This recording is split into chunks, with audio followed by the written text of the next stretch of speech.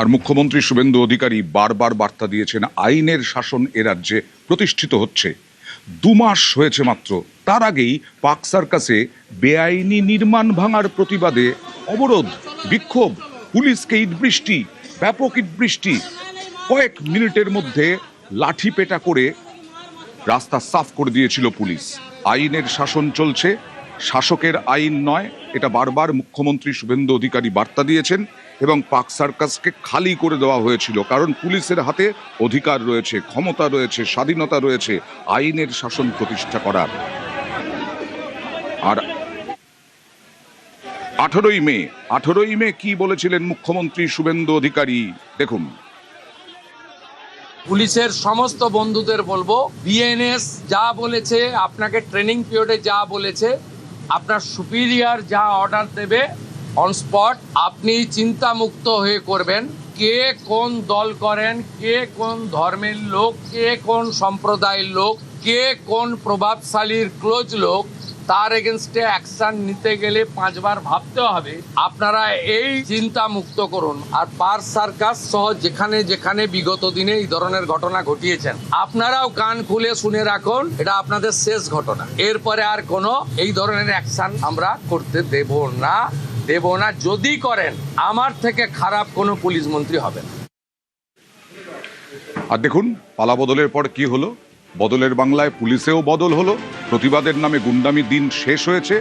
দেখা যাচ্ছে 3টে ঘটনাতেই পাক সার্কাসে, যেটা বলছিলাম, বেআইনি নির্মাণ ভাঙার প্রতিবাদ, তাতেও গুন্ডামি, এবং তাতে পুলিশের ওপরে হামলা, ইট বৃষ্টি, তারপরেই মিনিটের মধ্যে রাস্তা সাফ।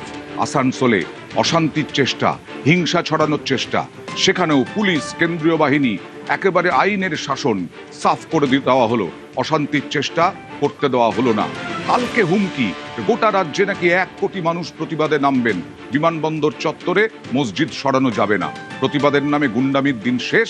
বিরাট পুলিশ বাহিনী দেখে গাড়ি থেকে নামলেনই না সিদ্দিকুল্লাহ চৌধুরী, একবারে পিঠ টান দিলেন।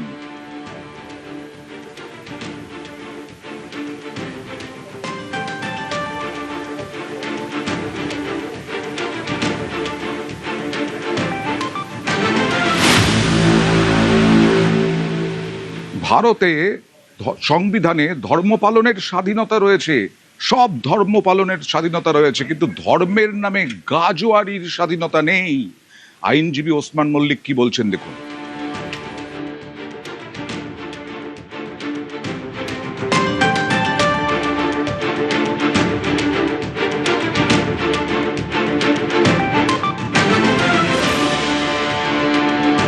প্রচার করতে পারবেন, ধর্মের নামে এমন কোনো কাজ করা যাবে না যাতে আইন শৃঙ্খলা বা শান্তি বিঘ্নিত হয়। কোনো একটি নির্দিষ্ট মসজিদে গিয়ে নামাজ পড়তে হবে, এটি একটি গাজোয়ারি মনোভাব, এটা ভারতীয় আইন এটাকে স্বীকার করে না। তাছাড়া সুপ্রিম কোর্ট খুব সুস্পষ্টভাবে বলেছে যে রাষ্ট্র যদি মনে করে সে মন্দির, মসজিদ, গির্জা সবগুলোকেই জনস্বার্থে অধিগ্রহণ করতে পারে। এয়ারপোর্ট বা অন্য কোথাও যদি জরুরি প্রয়োজনে মানুষের স্বার্থে, জনস্বার্থে মন্দির, মসজিদ বা গির্জা অধিগ্রহণ করা দরকার হয়, সরকারের সেই ক্ষমতা আছে, সরকার সেটা করতে পারে।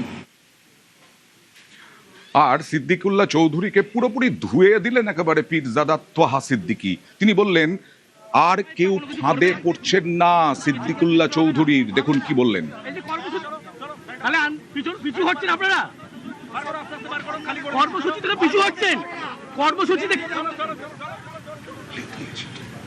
ওখানে রানওয়ে আছে, ওখানে যদি সত্যিকারের মানুষের ক্ষতি হয় সেখানে মসজিদটা সরানো হবে না হবে না, সেই সম্পর্কে পশ্চিম বাংলার শিক্ষিত জ্ঞানীগুণী মুসলিম যারা আছে তাদের অন্তত 10-20 জনকে নিয়ে সরকারের বসে একটা আলোচনা করে একটা সিদ্ধান্ত নেওয়া উচিত বলে আমি মনে করি। উনি একটা মুসলমান, সে আগে বেরিয়ে মরণ শাস্তি চাইছে, সেটা যেন না হয়। সিদ্দিকুল্লাহ চৌধুরী সাহেবের যে গ্রহণযোগ্য ছিল সেইটা একদম তলানিতে চলে গেছে। এই সিদ্দিকুল্লাহ চৌধুরীর ফাঁদে আর বাংলার কোনো মুসলিম পা দিতে চাইছে না, চাইবো না। কিছু যেন একটা রহস্য, ডাল মে কুছ কালা হ্যায়। নওশাদ সিদ্দিকী ভাঙড়ের আইএসএফ বিধায়ক, তিনি বললেন প্রতিবাদ সবসময় গণতান্ত্রিকভাবে হওয়া উচিত, মসজিদ সরানো নিয়ে বিশৃঙ্খলা করা উচিত নয়। কি বললেন দেখুন। প্রতিবাদ করা আমাদের গণতান্ত্রিক অধিকার, প্রতিবাদ করতে হবে, অন্যায় হলে সে প্রতিবাদ হবেই, কিন্তু প্রতিবাদটা যেন গণতন্ত্রের মধ্যে আবদ্ধ থাকে, ডেমোক্রেটিক হতে হয়। অহেতুক এটাকে নিয়ে এই মসজিদটাকে কেন্দ্র করে বিশৃঙ্খলা তৈরি হোক বা বাজে পারসেপশন তৈরি হোক, এটা আমি চাই না। এই জন্য একটা গোল টেবিলের খুবই প্রয়োজন আছে।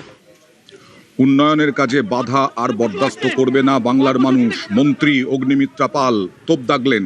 আর সৌরভ শিকদার দমদম উত্তরের বিজেপি বিধায়ক, তিনি বললেন মসজিদ সরাতে কেন বাধা দিচ্ছেন সিদ্দিকুল্লাহ? তার প্রশ্ন, কেন উস্কানি দিচ্ছেন? এর পেছনে কি কোনো বিদেশি ফান্ডিং আছে?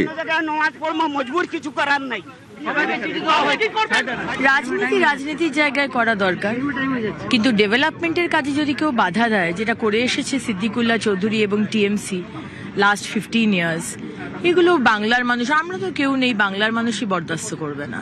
এখন কিন্তু যেভাবে ম্যান্ডেট দিয়েছে বাংলার মানুষ, আর কোনো দিকে তারা তাকাবে না। এখন বাংলার মানুষ শুধু ডেভেলপমেন্ট চাই, কারণ এয়ারপোর্টটা বড় হলে, এয়ারপোর্টের এক্সপ্যানশন হলে একজন হিন্দুরও লাভ হবে, একজন মুসলমানেরও লাভ হবে, একজন খ্রিশ্চানেরও লাভ হবে, একজন শিখেরও লাভ হবে। সুতরাং Siddiqullah Chowdhury, come out of it, enough, অন্য স্ট্র্যাটেজি নিন। এটা পশ্চিমবঙ্গে কাজ দিচ্ছে না, হচ্ছে না। 2002-তে তখনকার সিভিল এভিয়েশন মিনিস্টার ছিলেন সৈয়দ শাহনওয়াজ হোসেন। তার মন্ত্রণালয় থেকে বলে দেওয়া হয় যে এই মসজিদটা সরানো দরকার, কিন্তু তৎকালীন বামফ্রন্ট সরকার এতে সহযোগিতা করেন না। তখন থেকে শুরু করে আজকে অবধি সিদ্দিকুল্লাহ চৌধুরী গো ধরে বসে আছে। এই ইন্টারেস্টটা কেন, এটা খতিয়ে দেখা দরকার। একটা হাই সিকিউরিটি জোনের মধ্যে একটা মসজিদ আছে, সেখানে লোকে খালি আধার কার্ড দেখিয়ে ঢুকে যাচ্ছে নামাজ পড়তে। এর পেছনে কোনো বিদেশি রাষ্ট্রের কোনো ইন্ধন আছে? টেক অফ এবং ল্যান্ডিং এর সময় একটা ঝুঁকি থেকে যায়। আজকে এটা সম্প্রসারণ হয়ে গেলে বিমান চলাচল অনেক স্মুথ হয়ে যাবে।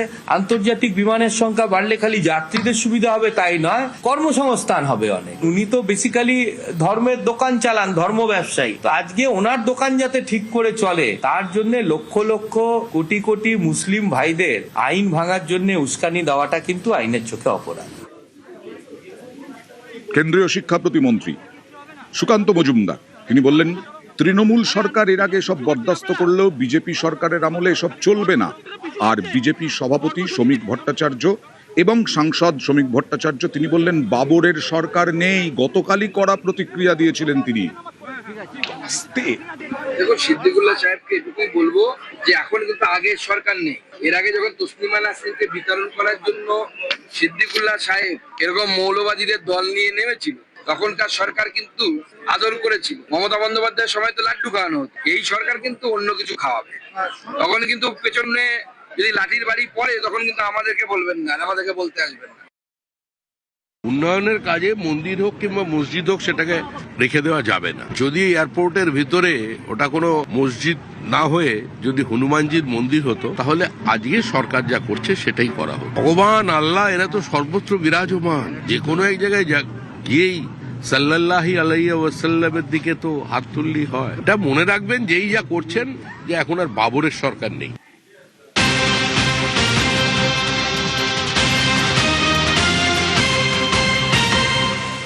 জাতীয় নিরাপত্তায় জিরো টলারেন্স। আগামীকাল অভ্যন্তরীণ সুরক্ষা নিয়ে, সীমান্ত নিরাপত্তা নিয়ে বৈঠক অমিত শাহের। কেন্দ্রীয় স্বরাষ্ট্রমন্ত্রী অমিত শাহ, তিনি আগামীকাল উত্তরবঙ্গে বৈঠক করবেন। বিএসএফ আউটপোস্ট সহ একাধিক ইস্যুতে আলোচনা। বৈঠকে থাকবে নারকোটিক্স, বৈঠকে সীমান্তবর্তী জেলার জেলাশাসক, পুলিশ সুপার। আজ রাতেই রাজ্যে কেন্দ্রীয় স্বরাষ্ট্রমন্ত্রী এবং ফের বঙ্গ সফরে কেন্দ্রীয় স্বরাষ্ট্রমন্ত্রী। 18ই জুলাই উত্তরবঙ্গের 2টি বিএসএফ ক্যাম্প পরিদর্শন। 18ই জুলাই দুপুরে উত্তরকন্যায় সীমান্ত সুরক্ষা নিয়ে বৈঠক। 19শে জুলাই দক্ষিণবঙ্গের সব জেলার এসপি ডিএমদের নিয়ে বৈঠক। মূলত সীমান্ত নিয়েই নজর।